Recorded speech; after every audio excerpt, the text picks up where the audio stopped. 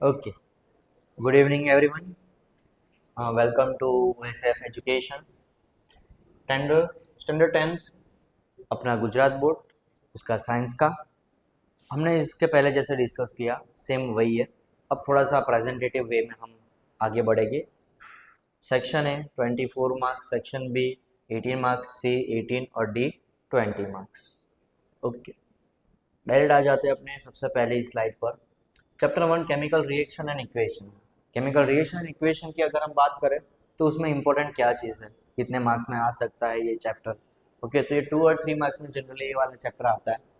Okay, and first question is a solution of a substance X is used for the whitewashing.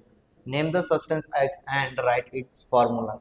Write the reaction of the substance X named in 1 above with the water. अब हम यहाँ पर करेंगे क्या? Okay, अगर अब हम यहाँ पे देखें एक्स एक्स सब्सटेंस की बात की है, वो किस में यूज हो रहा है? वाइट वॉशिंग में यूज हो रहा है। हमें यहाँ पे सिर्फ एक्स सब्सटेंस जो है वही लिखने का है। ये वाला क्वेश्चन कौन सा है, तो इसका आपको आंसर भी मिल जाएगा। ये अपना टेक्स्ट बुक का ही क्वेश्चन है। ओके, इन टेक्स्ट क्वेश्चन आंसर्स का। तो आपको यहाँ पे ऐसे सम्स बहुत ज्यादा आते हैं ये वाले चैप्टर में, जैसे कि एक्स सब्सटेंस कौन सा, उसके बाद आपको उसका फॉर्मूला भी लिखने का है, नेम भी लिखने का है ना, कि अपना जैसे बात का कैल्शियम ऑक्साइड जो होता है उसका रिएक्शन, उसका एक्वेस फॉर्म, क्विक लाइम जो है वो एक्वेस फॉर्म में किस में आ जाता है? स्लिक लाइम में आ जाता है, COH ट्वाइस वाला। तो आपको यहाँ पर वो वाला पॉइंट मिस आउट बिल्कुल भी करने का नहीं है। आपको पता होना चाहिए कि CaO एंड CaOH ट्वाइस में डिफरेंस क्या होता है, कहाँ कहाँ पे वो यूज होता है। ओके, और CaCO3 क्या है, आपको वो भी चीज पता होनी चाहिए ये क्वेश्चन का आंसर अटेम्प्ट करने के पहले। ओके, और अपना जो सेकंड क्वेश्चन है कि अ shiny brown coloured element x on heating in air becomes black in colour, name the element x and the black coloured compound form. अब ये वाला जो है shiny brown coloured element, brown colour में बहुत सारे स्टूडेंट्स क्या करते हैं कि लीड लिखकर आ जाते हैं, LED लीड, लीड पता नहीं कैसे लीड उनके दिमाग में आता है, बट लीड बहुत सारे लिखते हैं, वो हम नहीं लिखेंगे। ब्राउन कलर की बात की है, ऐसा एक क्वेश्चन भी है अपने पास, है ना। थोड़ा अगर आप डिटेल में पढ़ोगे तो पता चलेगा। Black in colour, black colour में कौन सा बन जाता है हीटिंग पे, याद आ रहा है? कुछ कॉपर का कुछ ऐसा था, है ना। तो हमें वो वाली चीज़ याद रखने की है, और उसका कौन सा कंपाउंड बनता है वो भी हमें लिखने का है। ओके, जब ऑक्सीजन के साथ रिएक्ट करे तब। Explain the following terms with one example etch. Corrosion and rancidity, ये बहुत ही ज्यादा इंपॉर्टेंट क्वेश्चन है। ओके, ये आपको करके जाना ही है, कोरोजन एंड रेंसिडिटी। ओके, अपना जो सेक्शन सी वाला OSF की अगर हम बात करें, इसके पहले भी जब मैंने डिस्कस किया था सेक्शन सी और डी, हमारा दोनों के दोनों अलग अलग वीडियो है। सिर्फ और सिर्फ सेक्शन सी वाला था, उसमें मैंने बताया था कि कोरोजन जो है वो कैसे हमें लिखने का है, पूरा का पूरा मेथड मैंने बता के रखा हुआ है उसमें कि हम कैसे अटेम्प्ट करेंगे कोरोजन वाला। रेंसिडिटी होगा तो रेंसिडिटी में भी की टर्म्स क्या है वो भी मैंने मेंशन किया था। ओके, तो वो भी आप देख लेना। कोरोजन और रेंसिडिटी भी मैंने पूरा का पूरा एक्सप्लेन किया है कि कैसे कैसे आपको स्टेप्स लिखने हैं, किस स्टेप्स के कितने कितने मार्क्स है, कौन कौन से स्टेप के कौन कौन से मार्क्स, कितने मार्क्स है, वो भी मैंने डिस्कस किया था पहले। ओके, फिर फोर्थ नंबर पर अपना जो क्वेश्चन है वो कौन सा, फोर्थ नंबर पर है कि what do you mean by precipitation reaction, explain it with examples. जब कभी भी अगर हम बात करें अब यहाँ पर प्रेसिपिटेशन की, तो भाई साहब प्रेसिपिटेशन है क्या, प्रेसिपिटेट्स क्या होता है, प्रेसिपिटेट, प्रेसिपिटेशन किस में था अपने में, डबल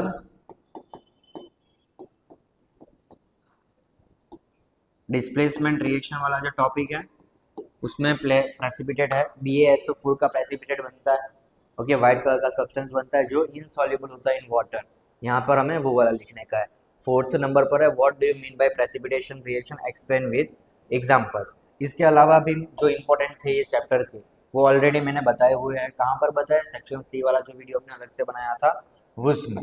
ओके, अब सेकेंड चैप्टर की तरफ हम आगे बढ़े तो chapter number 2 acid base in salt.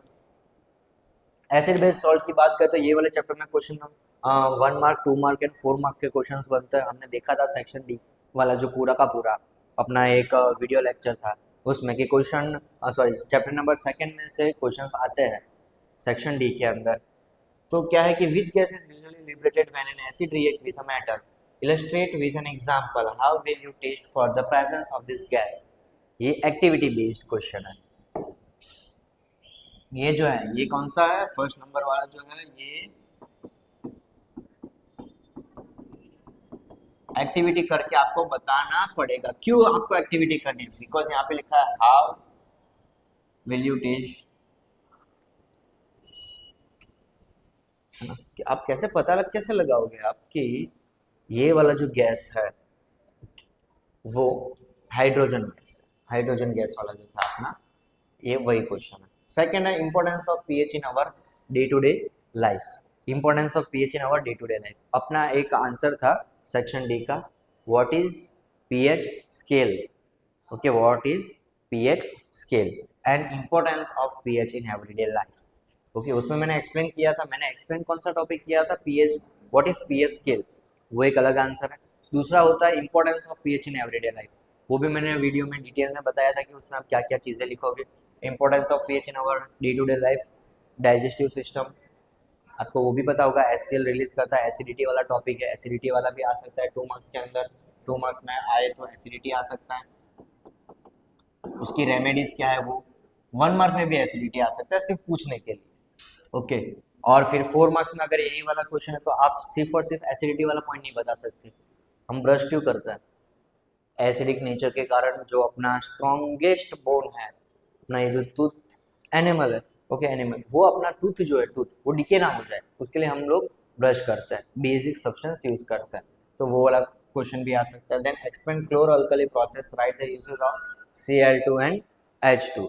मैंने ये वाला भी इंपॉर्टेंट में टिक करवाया था कि भाई explain chloro alkali process, write the uses of Cl2 and H2। Chloro alkali process वाला भी हमने डिस्कस किया था इसके पहले कि कैसे हम ये एक्सप्लेन कर सकते हैं क्लोरो अल्कली प्रोसेस क्या है।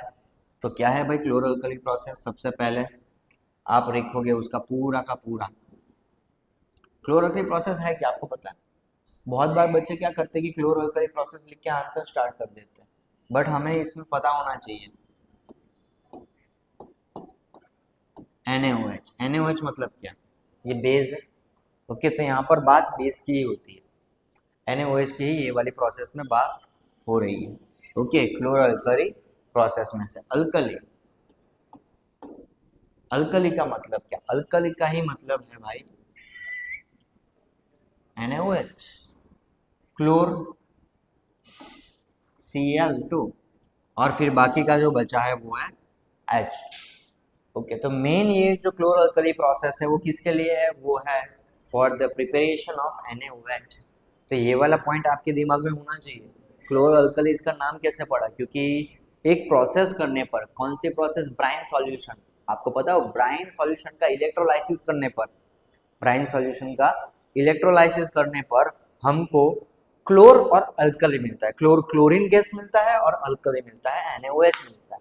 तो ये प्रोसेस का नाम है क्लोरो अल्कली प्रोसेस। और formation of preparation of NaOH ऐसे भी पूछा जा सकता है यही वाला क्वेश्चन, क्योंकि ये जो क्वेश्चन है उसके बहुत सारे अलग अलग तरीके पूछने के। कौन कौन से? तो भाई क्लोरो अल्कली प्रोसेस तो है ही नाम इसका, साथ ही साथ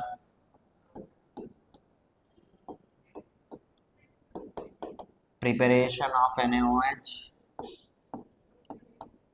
और फिर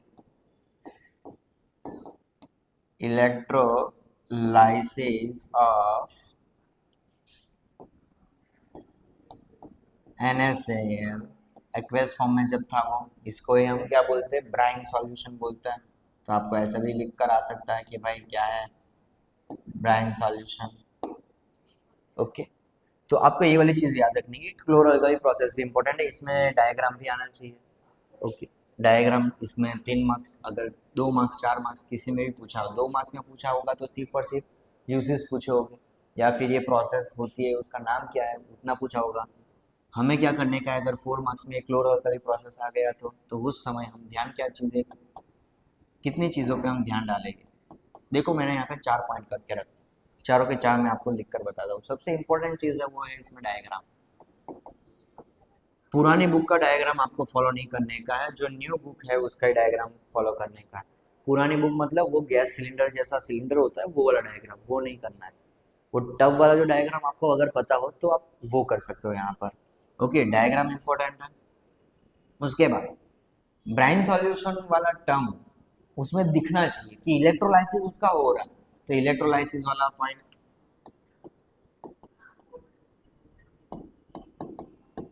ओके, मतलब इसको हम क्या बोलेंगे, reaction. Reaction means descriptive form. Okay, उसके बाद इक्वेशन, और उसके बाद यूजेस। किस किस के uses, Cl2k, H2k and NaOH के, ये सब के आपको यूजेस लिखने के हो गए स्टेप वाइज के, तब जाके आपको इसके 4 मार्क्स मिल सकते हैं। फिर explain the process of making baking soda, write the uses of sodium bicarbonate. Okay, 2 बार कार्बोनेट कार्बोनेट आ गया, इसको थोड़ा कट कर दीजिए, है ना, सोडियम बाइकार्बोनेट ही आएगा। सोडियम बाइकार्बोनेट मीन्स जिसमें H लगता है, NaHCO3। ओके, हमने बेकिंग सोडा का पूरा एक अलग से वीडियो बनाया हुआ है, सेम वैसे ही प्लास्टर ऑफ पेरिस जो है उसका भी एक पूरा का पूरा एक वीडियो है, वो भी आप देख सकते हो। Okay, metal and non metal. Metal and non metal की अगर हम बात करें तो ये वाला जो चैप्टर है, इसके क्वेश्चंस आपको बहुत बार ऐसा लगेगा कि ये सेकेंड चैप्टर का क्वेश्चन पूछा गया है एग्जाम में, या फिर थर्ड चैप्टर का एसिड बेस का है, या फिर ये मेटल एंड नॉन मेटल का। वैसा आपको कब लगेगा, जब आप देखोगे केमिकल रिएक्शंस, अगर ऐसी कोई केमिकल रिएक्शन आ गई तब। बट हमें इसमें ज़्यादा कुछ टेंशन लेने की ज़रूरत है नहीं, वैसे क्वेश्चन ज़्यादा आते हैं नहीं है। Okay, right the difference between metal and non metal on the basis of their physical and chemical property. Physical property का डिफरेंस बिटवीन पूछा गया है गुजरात बोर्ड के एग्जाम के अंदर। ओके, वो भी 3 मार्क्स में पूछा था। क्या पूछा था, तो यही पूछा था difference between metal and non metal. Okay, वो किस टर्म में, फिजिकल प्रॉपर्टीज में पूछ लिया था उसमें। फिर सेकंड क्वेश्चन जो है वाटर आयोनिक कंपाउंड्स। ओके, हाँ चलो पहले हम इसकी बात कर लेते हैं कि अगर पूछ लिया फिजिकल प्रॉपर्टी का डिफरेंस तो हम लिखेंगे कैसे, अटेम्प्ट हम कैसे मारने वाले हैं इसको। तो देखो, तो उसमें आप क्या करोगे,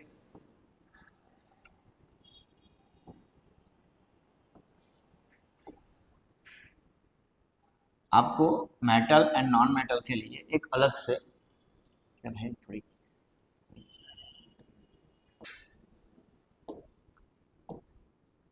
यहाँ पे आप लिखोगे properties metal non metal, property number 1 2 3, ऐसे करते करते टोटल 9 जितनी प्रॉपर्टीज हम यहाँ पर लिख सकते हैं। 9 जितनी प्रॉपर्टीज, तो सर वो 9 जितनी प्रॉपर्टीज कौन कौन सी है, बहुत सारी है भाई। हार्डनेस से आप स्टार्ट करो, हार्डनेस, स्टेट, कौन से स्टेट में अवेलेबल होता है, मेटल नॉन मेटल दोनों का आपको डिफरेंस बिटवीन के फॉर्म में लिखने का है। ओके, हार्डनेस आ गया, स्टेट आ गया, कलर आ गया, फिर सोनोरस आ जाता है। ओके, और उसके बाद अपना melting point, boiling point, density, malleability, ductility, oxides. हाँ, आराम से आप बराबर जम के इसके पॉइंट्स लिख सकते हैं। Okay, lustrous, yes, lustre property है, यानी शाइनी मेटल्स होते हैं, और नॉन मेटल वो शाइन मारते नहीं हैं। ओके, ऐसे टोटल 10 जितने पॉइंट है अभी जो मैंने गिनवा दिए वो। वैसे आपको यहाँ इसमें 3 मार्क्स में पूछा होगा तो 6 जितने पॉइंट लिखने हैं, ऐसा नहीं कि मैं 3 लिख कर आ जाऊँ। उसकी शायद इच्छा हो पेपर चेक करके कि ना भाई ये तो बहुत कॉमन पॉइंट है, ये तो सबको आते हैं, ये वाले मार्क्स काउंट हो गए ही नहीं, है ना। ज़्यादातर काउंट किसके हो गए, मेलेबिलिटी वाली प्रॉपर्टी के हो गए, डक्टिलिटी वाले ही हो गए। और अगर आप ऑक्साइड लिख सकते हो तो ऑक्साइड वाला भी होगा। मेटेलिक ऑक्साइड कैसा होता है, एसिडिक होता है या बेसिक होता है, नॉन मेटेलिक कैसा होता है, एसिडिक होता है बेसिक होता है, वो वाली चीज़ ये वाले चैप्टर में आपको कंपलसरी करके जाना ही जाना है। Clear everyone? Okay, now explain what are ionic compounds, explain the formation of an ionic compound in sodium chloride। भाई सोडियम क्लोराइड का आयोनिक कंपाउंड पूछा गया है, तो जब ये वाला क्वेश्चन आएगा तो हम कैसे अटेम्प्ट मारेंगे, इसमें हम क्या चीज़ लिखेंगे। तो अगर यही वाला क्वेश्चन आता है एग्जाम के अंदर, आपको बताना क्या है, आपको बताना है कि water ionic compound, explain the formation of an ionic compound. अलग अलग पार्ट में आप पहले लिखना स्टार्ट कीजिए। ओके, जब हम सेक्शन सी वाला डिस्कस किया था हमने पूरा का पूरा, तब ये भी वाला मैंने बताया था कि कैसे हम आयोनिक कंपाउंड्स बनाते हैं, कैसे हम लिखते हैं। Okay, then explain the extraction of metal from its ore. ये वाला जो है इसमें सबसे ज्यादा इम्पोर्टेंट जो चीज है वो क्या है?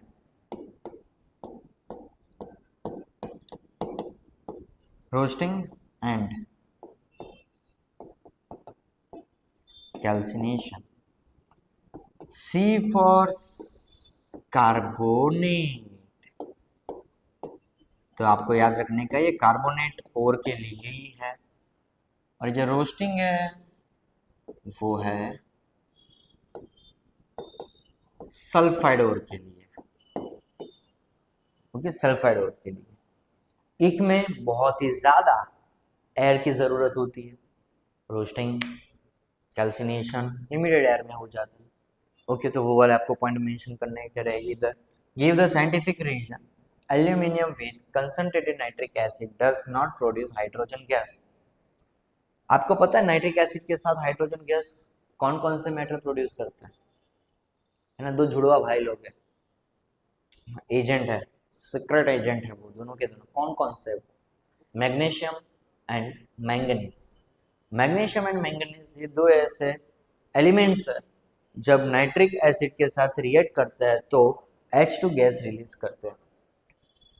Other than this two metals, okay, क्या करेगी? H2O रिलीज करेगी। H2O मतलब उसमें H2 गैस लिबरेट होती नहीं है। हमने जनरली क्या देखा है, एसिड हम लोगों को क्या पता क्या है, थियरी पढ़ी हमने, जनरल फॉर्मूला भी पढ़ा हमने, पूरा साल हमने वही काम किया था। उसमें हमको ऐसा सिखाया गया कि भाई metal plus acid gives salt plus H2 gas. ये जो ऊपर का एरो है इसका मतलब होता है ये गैस, एसिड। बट अगर एसिड HNO3 हो तो क्या ये होता है? ना मुन्ना ना, तब ये नहीं होगा, तब H2 नहीं आएगा। जब HNO3 होता है तब मोस्ट ऑफली सब मेटल के लिए, सारे के सारे जितने मेटल है, मोस्ट ऑफली मैं बोल रहा हूँ, गौर फरमाइए, क्या बन जाएगा इधर? H2O बन जाएगा। ओके, तो इस बात का हमें खूब ध्यान रखने का है कि कौन से दो मेटल है, वैसे मैग्नीशियम और मैंगनीज, ये दो ही है जो H2 बनाते हैं। बाकी एल्यूमिनियम जो aluminium with concentrated nitric acid does not produce hydrogen gas. क्यों ऐसा होता है? क्योंकि स्ट्रॉन्ग ऑक्सीडाइजिंग एजेंट है। क्या है? Strong oxidising agent. तो ऑक्सीडाइज कर देते हैं, H2 से H2O बना देते हैं, और वो ऑक्सीडाइजिंग एजेंट है, मतलब खुद वो रिड्यूस हो जाता है। HNO3 खुद रिड्यूस हो जाता है। किस में रिड्यूस हो जाता है? तो अपना नाइट्रोजन का जो ऑक्साइड होता है उसमें रिड्यूस हो जाता है, नाइट्रोजनियस ऑक्साइड्स में रिड्यूस हो जाता है। तो इस बात का आपको ध्यान रखने का है यहाँ पर। ओके, अब इसके बाद अपना जो चैप्टर आता है वो है कार्बन एंड इट्स कंपाउंड। बहुत ही ज़्यादा इंपॉर्टेंट टॉपिक है, अभी हमने देखा था। तो ये वाले चैप्टर में क्या हम करके जाएंगे, why carbon form so many compounds. क्यों कार्बन क्यों बनाता है? क्योंकि कार्बन जो है वो एकदम फ्री बनता है, ऐसा ना, ऐसा बिल्कुल भी नहीं है। ज़्यादा फ्रेंड है उसके, क्योंकि वो ज़्यादा वर्सटाइल है। वर्सटाइल है मतलब वो सबके साथ घुल मिल जाता है। और ज़्यादा वर्सटाइल क्यों है, उसके पीछे के दो कारण है उसके। दो कौन से? टेट्रावैलेंसी और catenation. Okay, catenation and tetravalency. Catenation and tetravalency आपको डिटेल में एक्सप्लेन करने का रहेगा, इधर अपने टेक्स्ट बुक में 2 पॉइंट है, वो आप बताओगे तो आपको पता चल जाएगा कि why carbon form so many compounds. State the functional ionic group present in soap and detergent, explain the mechanism of cleaning action of soap। ये सेक्शन डी वाला जो हमने वीडियो बनाया था उसमें मैंने ये एक्सप्लेन किया हुआ है ये कैसे होता है। Right the difference between ethanol and ethanoic acid on the basis of their property and uses. ये वाला भी मैंने इंपॉर्टेंट में कहा था कि पॉसिबिलिटी है ऐसी कि 4 मार्क्स के अंदर ये वाले चैप्टर में से अगर उनको ज़्यादातर कुछ रिएक्शन लंबा चौड़ा करना ना हो, स्ट्रक्चर फॉर्मूला ना पूछना हो, तो ये भी पूछ सकते हैं कि इथेनॉल और इथेनोइक एसिड की प्रॉपर्टीज क्या है और वो दोनों के यूजेस क्या है, ये भी पूछा जा सकता है। आपको एकदम ध्यान से ये वाले टॉपिक करके ही जाना है चैप्टर नंबर 4 में। Difference between soap and detergent. Soap और डिटर्जेंट में क्या होता है? सोप और डिटर्जेंट में क्या होता है भाई? तो ये जो सोप है वो हार्ड वाटर में काम नहीं करता, और उसी जगह पर जो डिटर्जेंट है वो हार्ड वाटर में काम करता है। अब हार्ड वाटर क्या है सर, तो टेक्स्ट बुक पढ़ो भाई। हार्ड वाटर में क्या था, बहुत ही सिंपल सा कॉन्सेप्ट है, कभी इतना ज़्यादा लंबा चौड़ा पूछेगी नहीं। हार्ड वाटर आप एक्सप्लेन कर दो 3 मार्क्स में, हो ही नहीं सकता, पॉसिबल ही नहीं है।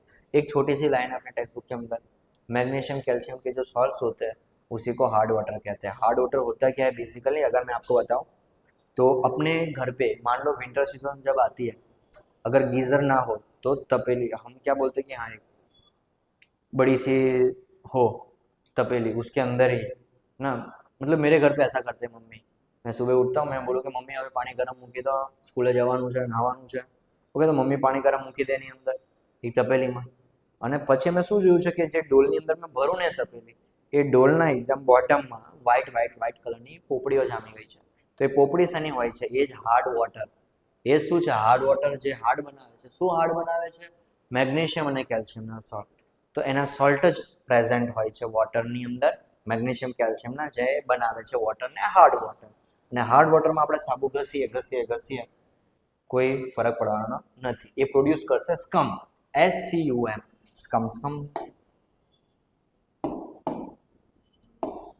ઓકે, क्या प्रोड्यूस करेगा वो प्रोड्यूस करेगा સ્કમ। સ્કમ જ્યારે હશે એટલે એ ક્લિનિંગ ઇફેક્ટ થવાની નથી।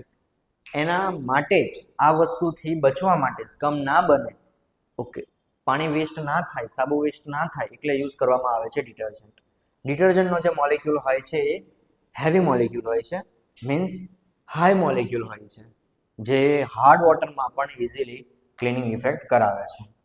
Okay, now write down the difference between esterification and saponification, ये वाला भी मैंने पॉइंट कहा था।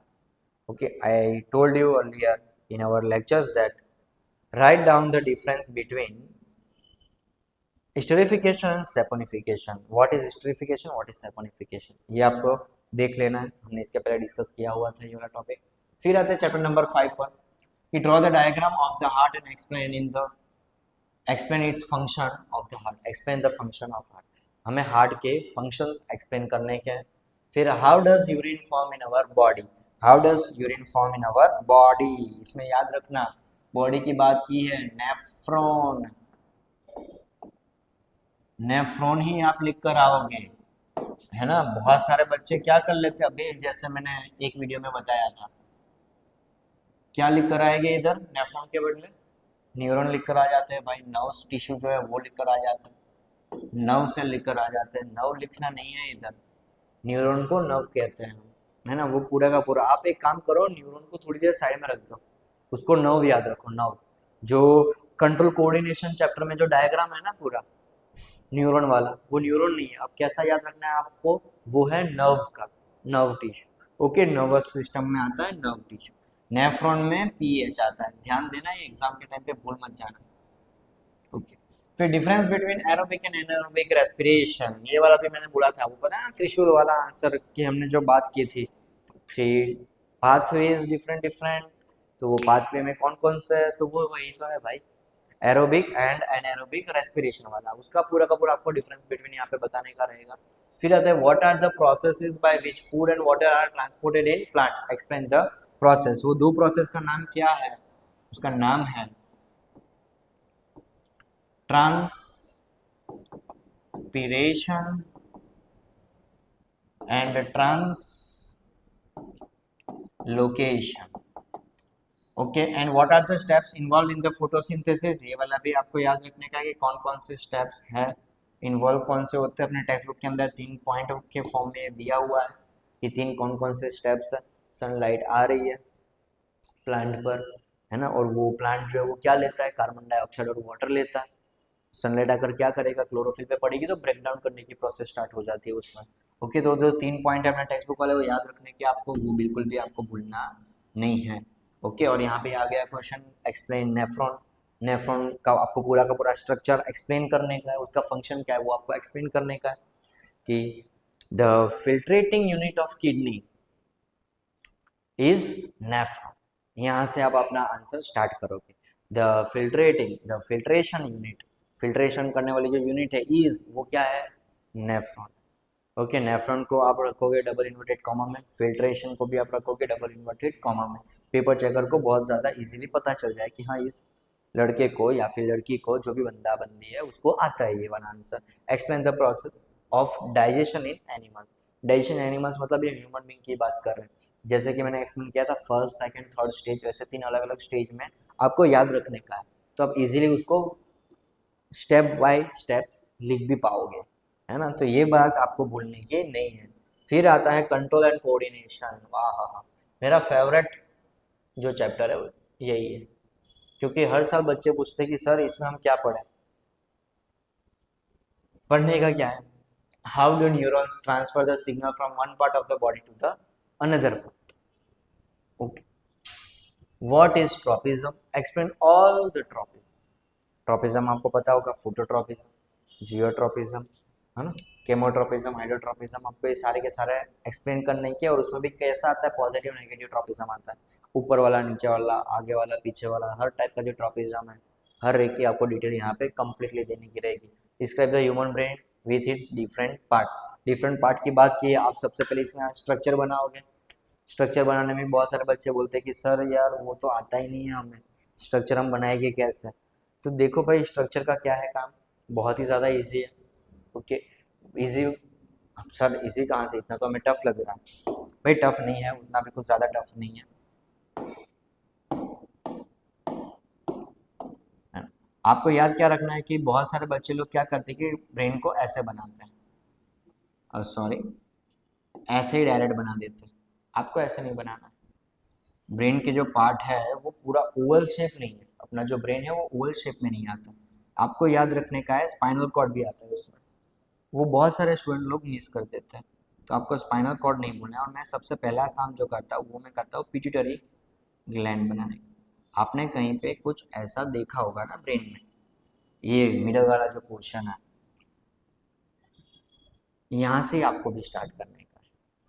ओके, आप भी यहाँ से आप स्टार्ट करोगे ब्रेन बनाना। और दूसरा प्रॉब्लम आता है कि सर इधर हम क्या रखेंगे। इधर आपको कार्ड, आपको अगर पता हो तो हम जो कार्ड वाली गेम खेलते हैं,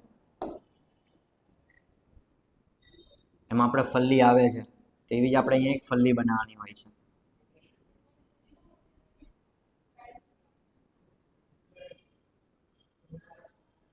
इस फॉर्म में ही आप रखोगे। फिर यहाँ से अपना जो ब्रेन का पार्ट आप बनाओगे, तो यहाँ पे ट्राई करो ऐसी थोड़ी मैगी वाला पोर्शन बनाने का।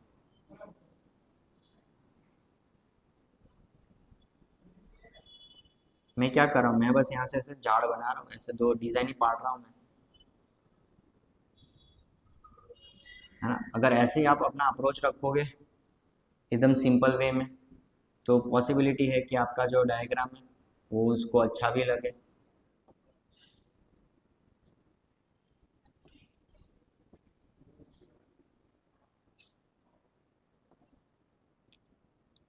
बस मैं तो टाइम पास ही कर रहा हूँ, और क्या।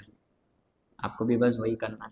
बस ध्यान ये रखने के, आपका जो 12 मिनट का मैंने टाइम दिया है ना सेक्शन डी के लिए, वो 12 मिनट से ज़्यादा होना नहीं चाहिए।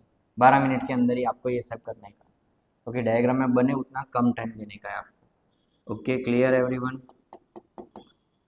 तो ब्रेन का डायग्राम भी इजी है। उसमें आप करोगे क्या, लिखने के बाद डायरेक्ट बड़े बड़े सेंटेंस फॉर्म में नहीं, आपको बता देने का है कि ब्रेन 3 पार्ट में डिवाइड होता है। वो कौन कौन सा है, fore brain, mid brain, hind brain, और फिर फोर ब्रेन जो है उसका आप हेडिंग दे दोगे fore brain. What is mean by fore brain, fore brain क्या है, कैसा है। Fore brain is the most complex part of our human brain. Okay, और सबसे बड़ा भी वही है, कॉम्प्लेक्स और बड़ा वही है। ये अपना जो हमने जलेबी बनाई थी, मैगी बनाई थी, वो वाला पार्ट। ओके, तो उसकी सारी की सारी आपको डिटेल्स पॉइंट वाइज में लिखने की है। उसके बाद मिड ब्रेन, मिड ब्रेन के भी आपको पॉइंट वाइज ही लिखना है। फिर हिंड ब्रेन, हिंड ब्रेन का भी आपको पॉइंट वाइज ही लिखने का है कि जो जो हिंड ब्रेन के पार्ट्स हैं वो पार्ट के नाम लिखने के, dot dot dot dot dot dot, और वो पार्ट को एक्सप्लेन करो। जिसका आपने नाम लिखा है तो वो क्या कंट्रोल क्या करता है, कोऑर्डिनेट क्या करता है, आपको यही लिखना है इधर। फिर आता है describe hormones used in the fight and flight mode. How does it work. Okay, hormones की यहाँ पर बात की गई है कि how does it work, fight और फ्लाइट में कौन सा हार्मोन यूज होता है ना, रश जो आता है अपने अंदर ना, भागो या फिर भिड़ो, ये वाला हार्मोन कौन सा है, वो कहाँ पे होता है, उसका लोकेशन आपको याद रहना चाहिए। उसका जो लोकेशन है वो कहाँ पर है आपको पता है, इधर बताते, इधर नहीं, उसका लोकेशन जो है वो है इधर। अपना जो किडनी होता है वो आगे नहीं होता, बैकबोन है ना, ये बैकबोन, तो बैकबोन के पास होता है, इधर अपना किडनी होता है। किडनी, किडनी के ऊपर एक टोपी जैसा बना के रखा हुआ है डायग्राम, अगर आप देखोगे तो पता चलेगा। वही क्या है, वही वो ग्लैंड है जहाँ से एड्रेनल रिलीज होता है, हॉर्मोन्स रिलीज होता है। ओके, थोड़ा अभी हम स्पीड में जा रहे हैं, बहुत सारे वीडियोस बनाने हैं, बहुत सारे डाउट्स भी है बच्चों को। How do organism reproduce, how do organism reproduce में what are the advantages of sexual reproduction over asexual reproduction, sexual और एसेक्सुअल में हम बोले तो क्या डिफरेंस है, ये पता होना चाहिए आपको। और उसके एडवांटेज क्या है, सेक्सुअल के एडवांटेज, सेक्सुअल सेक्सुअल के एडवांटेज आपको पता ही होगा, वेरिएशन आता है, वेरिएशन के कारण ही वो सर्वाइव कर सकता है, जो एसेक्सुअल कर सकता नहीं है जितना सेक्सुअल कर सकता है। That is the difference between regeneration and fragmentation, इसके पहले वाले वीडियो में भी मैंने बताया था।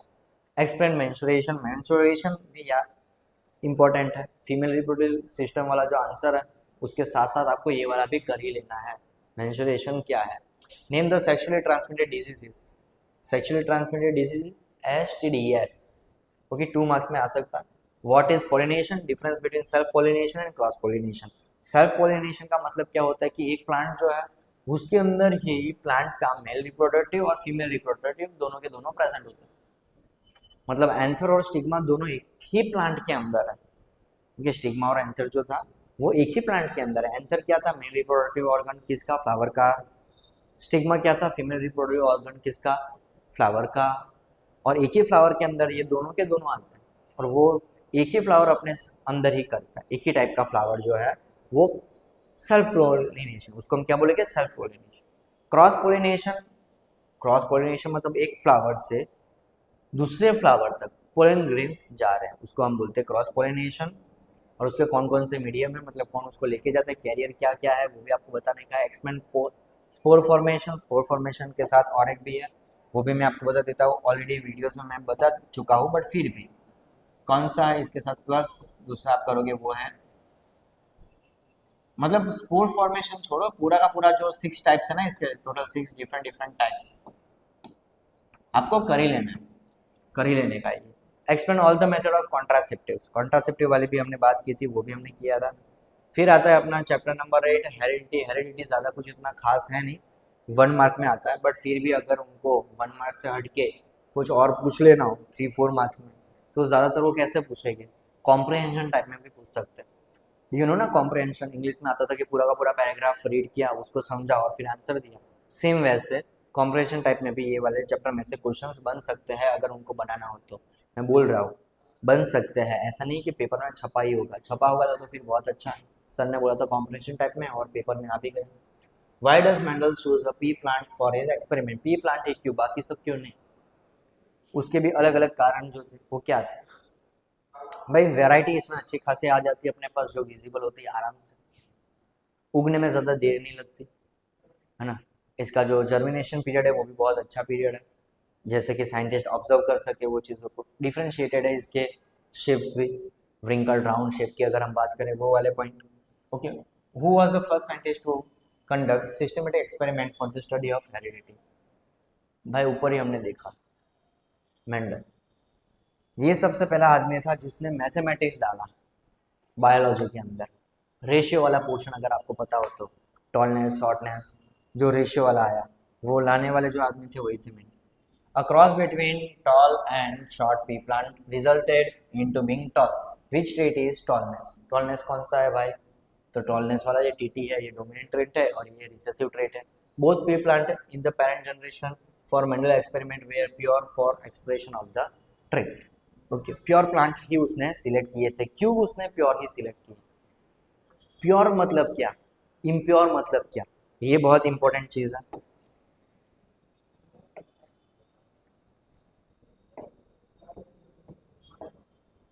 प्योर इम्प्योर क्या, प्योर इम्प्योर नहीं आता है, प्योर आता है और आता है हाइब्रिड। अब एक प्लांट बनाता हूं मैं,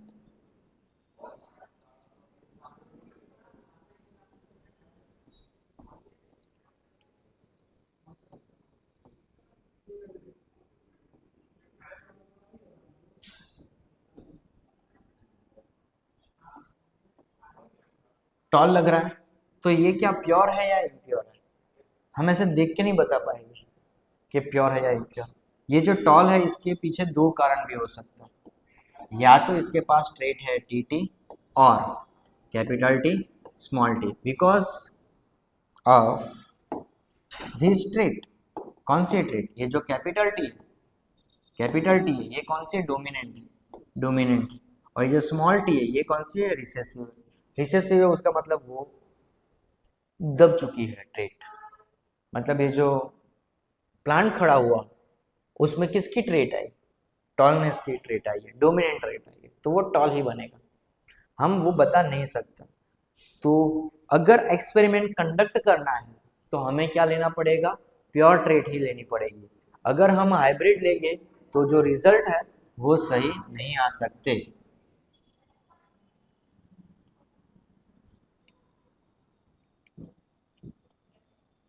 फिर है chapter number 9, light, reflection and refraction.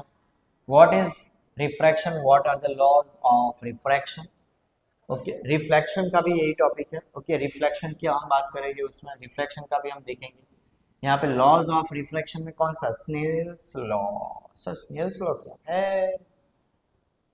होता है ना कुछ साइन आई साइन आर वाला, यही हमें यहाँ पर लिखने का। Sine i sine r, sir ऐसा तो कोई था ही नहीं। ऐसा है, आपको पता नहीं है, वो है रिफ्रैक्टिव इंडेक्स वाला टॉपिक। जब कभी भी रिफ्रैक्शन पूछा गया हो ज़्यादा मार्क्स में तो आपको रिफ्रैक्टिव इंडेक्स वाला भी बताना पड़ेगा कि when light passes from medium 1 to medium 2 तो उसकी स्पीड जो है उसमें भी चेंज आता है। ओके, रेयर टू डेंसर जाएगा तो स्पीड डिक्रीज हो जाती है, डेंसर टू रेयर जाता है तो स्पीड इंक्रीज हो जाती है। वेलोसिटी का जो डिफरेंस है वो भी आपको बताना है, क्योंकि वेलोसिटी का रेशियो निकालेंगे उससे भी हमें क्या मिलेगा? Respective refractive index. Okay, respective बोला सर, रिस्पेक्टिव क्यों? क्योंकि दो मीडियम मिलेंगे तभी हम पता लगा पाएंगे। और भी एक है, वो कौन सा टॉपिक है? Absolute reflective index. वो किस में आएगा? वैक्यूम और एयर की बात करें, या फिर वैक्यूम और किसी भी हम दूसरे मटेरियल की बात करें। जब एक मीडियम से दूसरे मीडियम में जा रहा है तो बैंड होता है, अवे या फिर टूवर्ड्स द नॉर्मल आता है। ओके, उसमें दो मीडियम आ गया, one medium two medium. Vacuum की बात करें, वैक्यूम में वो बिल्कुल भी डेविएट लाइट होती नहीं है, तो उसमें उसका वैल्यू 1 ही रहता है। फिर है question, 2 centimetre tall object is place perpendicular to the principal axis of ये वाला है, ये इंपॉर्टेंट है। अब यहाँ पे बात क्या है, ये इंपॉर्टेंट क्यों मेरे को लगा कि बहुत सारे जो स्टूडेंट्स होते हैं जिन्होंने पढ़ाई नहीं की है, सिर्फ फॉर्मूला घोक के चले गए हैं, वो लोग क्या करेंगे? इसको यू कंसिडर कर लेंगे। भाई साहब, इसको यू कंसिडर नहीं करना है। ये जो 2 सेंटीमीटर टॉल लिखा हुआ है मतलब ये हाइट दी है, हाइट है। ये किसकी हाइट है? ऑब्जेक्ट की हाइट है।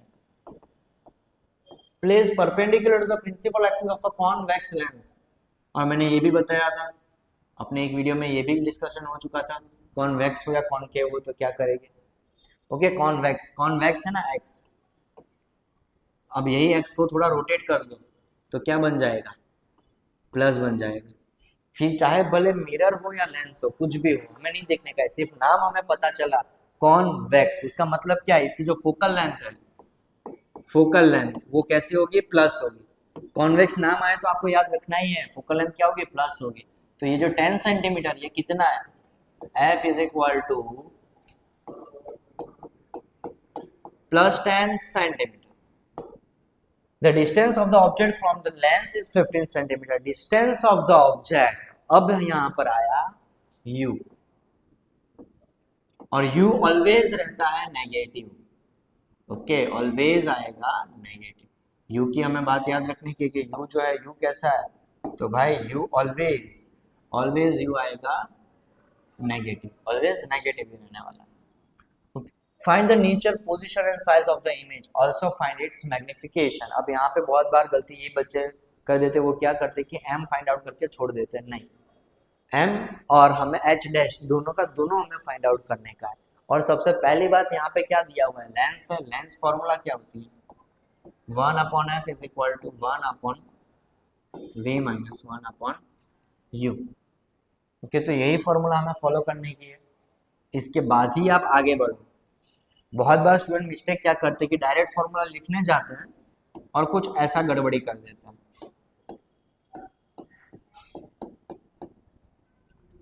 सर मैंने फॉर्मूला तो लिखा था, आपने रॉन्ग क्यों दे दिया? बेटा ये रॉन्ग फॉर्मूला क्यों रॉन्ग है, इसको अगर हम यहाँ पर लेकर जाएंगे तो प्लस की साइन आएगी, है ना? तो हमें डायरेक्ट कूदना नहीं है कोई भी कंक्लूजन पे, यही फॉर्मूला लिखकर हमें स्टेप बाय स्टेप आगे सॉल्व करते जाने का है। ओके, फिर आता है what is refractive index, what its unit. Okay, unit क्या होता है ये बहुत ही ज़्यादा इंपॉर्टेंट है। अगर आपको पता चल गया कि इसका यूनिट क्या है तो आपने ये वाला चैप्टर किया है। ओके, यूनिट अगर आपको पता है रिफ्रैक्टिव इंडेक्स का यूनिट क्या होता है, देन वेल एंड गुड, तुमने बहुत अच्छी तरीके से ये वाला चैप्टर किया। 1/2 of a convex lens is covered, ये भी बहुत ज़्यादा इंपॉर्टेंट है। 1/2, बहुत सारे बच्चे इसमें कंफ्यूज होते हैं। अलग अलग टाइप की वेबसाइट्स पे अगर हम इसके आंसर्स देखेंगे तो हर एक अलग अलग वेबसाइट पे अलग अलग आंसर मिलता है। 1/2 of a convex lens is covered with a black paper. Will the lens produce a complete image of the object? Verify your answer experimentally. Explain your observation. Sir अब यहाँ पे एक्सपेरिमेंटली पूछ लिया, एक्सपेरिमेंटली हम कैसे बताएंगे? एक्सपेरिमेंटली मतलब आप वहाँ पे एक्सपेरिमेंट नहीं करने वाले, आपको ड्रॉ करके बताना। ड्रॉ करके बताना है मतलब कि लेंस रखो, कौन सा लेंस पूछा है, कॉन्वेक्स, और वो बोला कि 1/2 of the convex lens, 1/2 of the convex lens black pepper से कवर्ड है, तो क्या इसकी इमेज बनेगी या नहीं बनेगी? बहुत सारी वेबसाइट पे अलग अलग इसके आंसर्स मिलते हैं अपने को। इसकी इमेज भी बनती है बट उसकी इंटेंसिटी जो होती है वो कम हो जाती है, इंटेंसिटी जो इसकी है वो कम हो जाएगी।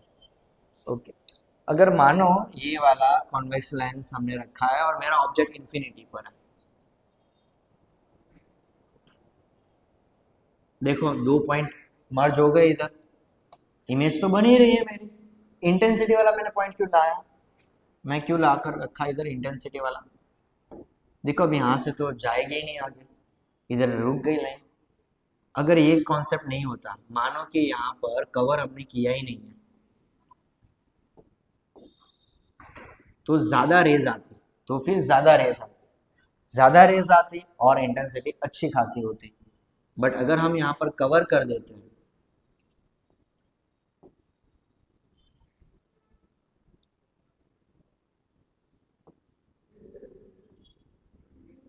तो क्या हो रहा है भाई, कवर कर देने पर अब लाइट रे आगे ही नहीं बढ़ेगी, तो इसकी इंटेंसिटी जो है वो कम हो जाती है। ये वाला टॉपिक आपको याद रखने का है for examination. Human I and the colourful world, how is the rainbow form, why does the sky appear blue, explain all defect of the eye, write cause and cure, explain atmospheric refraction, draw the diagram of human eye and explain its part, explain Tyndall effect। अब यहाँ पर मैं चीज पे ध्यान आपका केंद्रित करना चाहता हूँ, वो क्या है, ये explain all defect of the eye. कैसे, क्या क्या आप लिखोगे? मान लो मायोपिया पूछना है, मायोपिया, पिया रे पिया रे, मायोपिया, मायोपिया का क्या नाम है, नाम क्या है? तेरा मायोपिया को हम दूसरे कौन से नाम से जानते हैं, नियर साइटेडनेस, नियर साइटेडनेस। तो आपका सबसे पहला point margin, margin sorry margin के बाहर ही हमें ये वाला बनाएंगे, it is also known as, फिर डबल इन्वर्टेड कॉमा में नियर साइटेडनेस। अब यहाँ पे तकलीफ क्या आ जाती है कि बच्चे जब लिखते हैं नियर साइटेडनेस तो उनको कोई बीमारी लगती है। નિયર સાઇટેડનેસ એટલે નજીકનું નહીં દેખાતું, એવું નથી। નિયર સાઇટેડનેસ એટલે નજીકનું જ દેખાય છે, દૂરનું દેખાતું નથી। આ વસ્તુ પર ધ્યાન આપવાનું। આ કોઈ ડિઝીઝ નથી, નિયર સાઇટેડનેસ કોઈ ડિઝીઝ નથી, બીકોઝ આખું વર્ષ ભણેલા હોય ને વિદ્યાર્થી તો એમના દિમાગમાં પેલી વસ્તુ ગ્રેપ થઈ જાય. ઓકે, જેમ કે ઇલનેસ આપણે બોલીએ ને ઇલનેસ, એની સાથે સરખામણી કરી લે. નિયર સાઇટેડનેસ એટલે નજીકનું નથી દેખાતું, એવું નથી. આપણે ધ્યાન આપવાનું અહીંયા मायोपिया, હમણાં મેં બોલતો ને मायोपिया, मायोपिया मतलब मेरे आजू बाजू जो है वो मेरे को दिखता है. મારી આજુબાજુનું મને દેખાય છે, નિયર સાઇટેડનેસ. ઓકે, આજુબાજુનું દેખાય છે, દૂરનું મને દેખાતું નથી. તો આ ડિફેક્ટ કઈ થઈ? આ થઈ માયોપિયા. ઓકે, નજીકનું દેખાય છે, દૂરનું દેખાતું નથી, માયોપિયા. તો આ રીતે લખવાનું છે. પછી માયોપિયાના જે આપણે પોઈન્ટ્સ લખવાના સ્ટાર્ટ કરીએ તો એમાં સૌથી પહેલા જે લખવાનું છે કે વોટ ઇઝ માયોપિયા, એ તો આપણે ખબર પડી જાય માયોપિયામાં શું થતું હોય છે. તો આપણે એના અહીંયા પોઈન્ટ બહાર નહીં, અંદરના તરફ આ રીતના ગોળા આકારમાં બનાવીને લખવાનું કે ભાઈ નિયરની વસ્તુ ઓકે છે, ફારની વસ્તુ નોટ ઓકે છે, એ મને બરાબર દેખાતી નથી. ઓકે, તો આ રીતના પોઈન્ટ ફોર્મમાં જ તમારે લખવાનું છે. અને એ થઈ જાય એના પછી એક લાઈન છોડીને તમે શું લખશો કે ભાઈ આ શું કામ થાય છે, કોઝ શું છે આના. કોઝ 2 ટપકા છોડો લાઈન, કોઝિસ લખો, શું કામ થાય છે. And then cure means correction.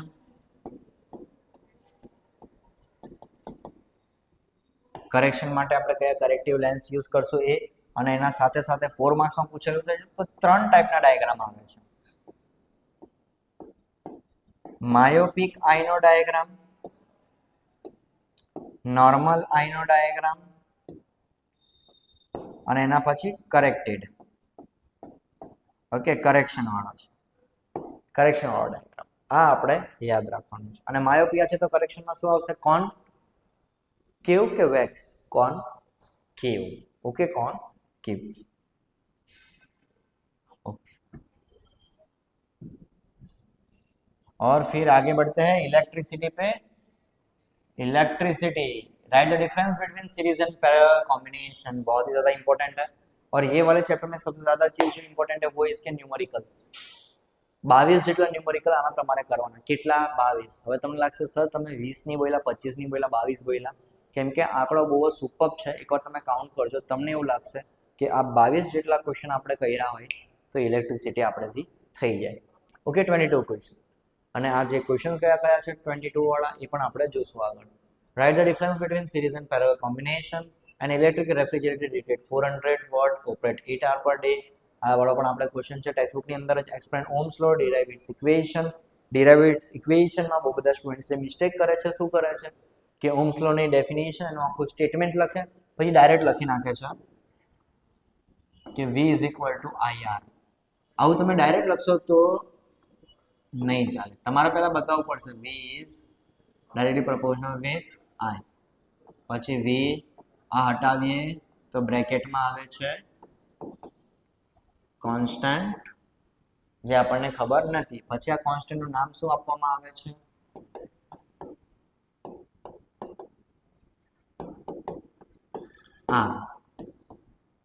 Are का मतलब क्या? रेजिस्टेंस. अब रेजिस्टेंस क्या है वो आप आगे लिखोगे. उसकी ऐसा यूनिट क्या है वो आप आगे लिखोगे. ऐसा यूनिट लिख लिया, उसके बाद आप क्या लिखोगे कि भाई किलो ओम भी आता है, वो भी आप लिखोगे. Okay, now explain the new Cartesian convention of reflection. Sorry आ वाળો આપણે क्वेश्चन ઉપરનો આમાં આવી ગયો છે. ये वाला जो है कार्टेशियन साइन वाला क्वेश्चन जो है ये कौन सा है? अपना लाइट वाला चैप्टर जो है उसका है. ओके, लाइट वाला चैप्टर वाला क्वेश्चन है.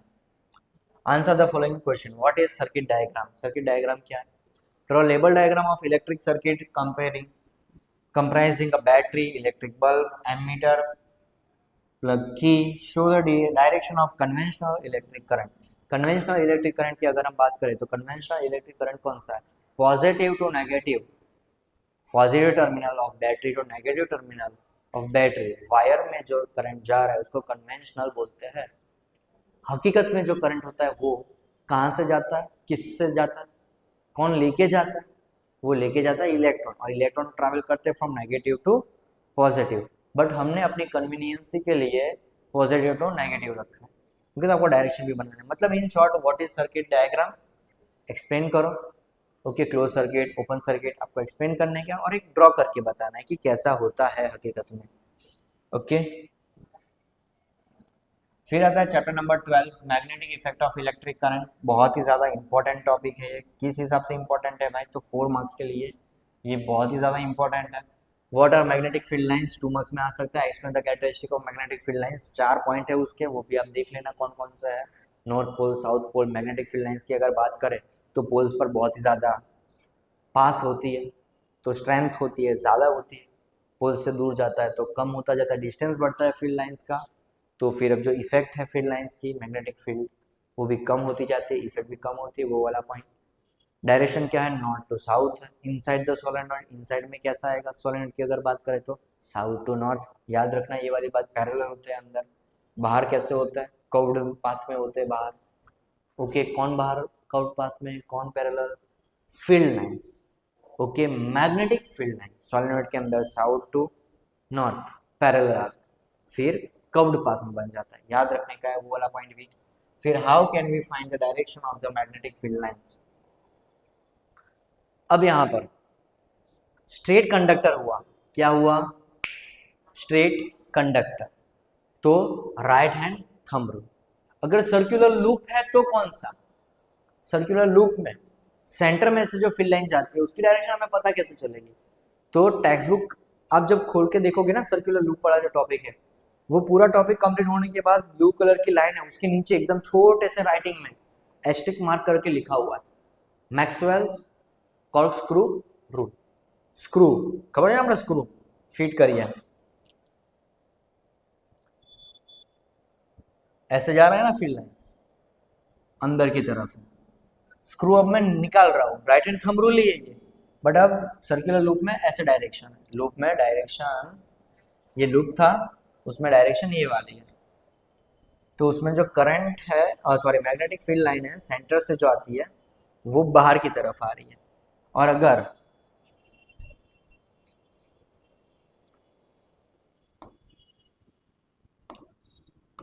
ऐसे होती सर्कुलर, तो फिर क्या होता, स्क्रू આપણે ફિટ કરવાનો છે ઇનસાઇડ, કઈ રીતના જાય છે, ઇનસાઇડ જાય છે। ઓકે, તો આ કઈ રીતના મળે છે, જેમ કે આપણે straight conductor thumb rule, circular conductor तो Maxwell corkscrew rule. Straight conductor magnetic field lines कैसी होगी, सर्कुलर होगी। कंसेंट्रिक सर्कल्स होंगे, concentric circle will represent the magnetic field around a straight conductor. Circular conductor है तो उसमें मैग्नेटिक फील्ड लाइन जो centre से जाती है वो कैसी होती है, स्ट्रेट होती है, मैग्नेटिक फील्ड लाइन स्ट्रेट होती है। तो अगर कंडक्टर, इसमें ये वाली चीजें आपको याद रखनी है, अगर कंडक्टर स्ट्रेट है तो उसकी जो फील्ड लाइंस है मैग्नेटिक फील्ड, वो कैसी होगी, राउंड होगी, मतलब कि सर्कुलर होगी। और अगर कंडक्टर राउंड है तो फिर मैग्नेटिक फील्ड लाइन जो है, जो सेंटर से जा रही है, वो कैसी होगी, स्ट्रेट होगी।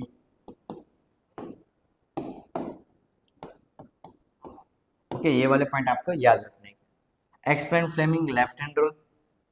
Okay, left hand rule, right hand rule, दोनों के दोनों आपको कर लेने के।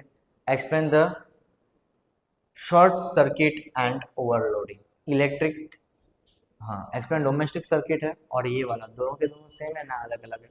डोमेस्टिक सर्किट में आप सर्किट बनाओगे और आप एक्सप्लेन करोगे घर के अंदर इलेक्ट्रिसिटी कैसे आती है। अर्थिंग, अर्थिंग वायर वाला जो अपना टॉपिक है, व्हाट इज अर्थिंग, कैसे उस मतलब कैसे यूज़ किया जाता है उसका बचने के लिए, ओवरलोडिंग और वो सारी चीज़ों से, शॉर्ट सर्किटिंग से, तो वो पूरा एक अलग टॉपिक बनता है, तो आपको याद रखने का है। फ्यूज़ वाला भी इसमें आ सकता है, यस यस यस, एक इम्पॉर्टेंट भी है ना। और एक नंबर डाल देना यहाँ पर 7 नंबर, वो कौन सा है, शॉर्ट नॉट ऑन फ्यूज। ये 2 चैप्टर का मिक्स है। कौन से 2 चैप्टर, तो चैप्टर नंबर 11 एंड 12 दोनों में ही फ्यूज आता है। 11 में कौन सा, जूल्स लॉ, और जूल्स लॉ भी इंपॉर्टेंट है, जूल्स लॉ को भी आईएमपी में आप डाल दीजिए। ओके, जूल्स लॉ भी आपको कर ही लेना है, यहाँ पर लिखा नहीं है बट आपको करके ही जाना है। और फिर what is solenoid, difference between permanent magnet and electromagnet, ये भी इंपॉर्टेंट है, ये भी आप कर लेंगे। फिर अपना लास्ट वाला जो आता है वो क्या है भाई, वो है our environment, difference between food web and food chain. Hot favourite question, हर जगह पे ये रहता ही है। आप जब टेक्स्ट बुक खोलोगे, पढ़ोगे या फिर आप भी फ्यूचर में पढ़ाओगे तो ये वाला तो आप आईएमपी में ही टिक कराओगे उनको कि food web and food chain. What are the different type of waste, explain the different type of wastes, मतलब कौन सा है। और वेस्ट नहीं नहीं नहीं, यहाँ पे थोड़ा करेक्शन में कराना चाहता हूँ। Explain the different methods of waste disposal। Waste disposal मतलब देखो साइंस का पेपर है तो ओजोन आ सकता है, वेस्ट कैसे रिड्यूस किया जाए वो भी आ सकता है। मतलब थोड़ा बहुत ऐसा क्वेश्चन एक ना एक तो होगा ही होगा पेपर में, जो सिर्फ स्टूडेंट्स को बोलेगी कि आप लिखो पर्यावरण को कैसे बचाओगे। थोड़ा सा साइंटिफिक लैंग्वेज से हटके भी आप लिख सकते हो, आपके अलग अलग जो मेथड्स हैं वो भी आप यहाँ पे बचा सकते हो। What is ecosystem, right, different type of ecosystem, artificial natural ecosystem जो है वो क्या है वो हमें यहाँ पर बताने की रहेगी। ओके, तो इतना टोटल है अपने पास और यही आपको करके जाने का। मैंने जितने भी आईएमपी थे वो आपको बता दिए, इसके अलावा सेक्शन सी और डी का हमने अलग से भी वीडियो बनाया हुआ है, वो भी आप एक बार देख लेना। और जितने भी न्यूमेरिकल्स आते हैं तो न्यूमेरिकल्स के लिए भी हम एक अलग से वीडियो बनाने वाले। Okay, and all the best for your science exam, અને મને તો પૂરેપૂરો વિશ્વાસ છે જ કે તમે બધા એટલે બધા સારું કરીને આવશો. Best of luck everyone.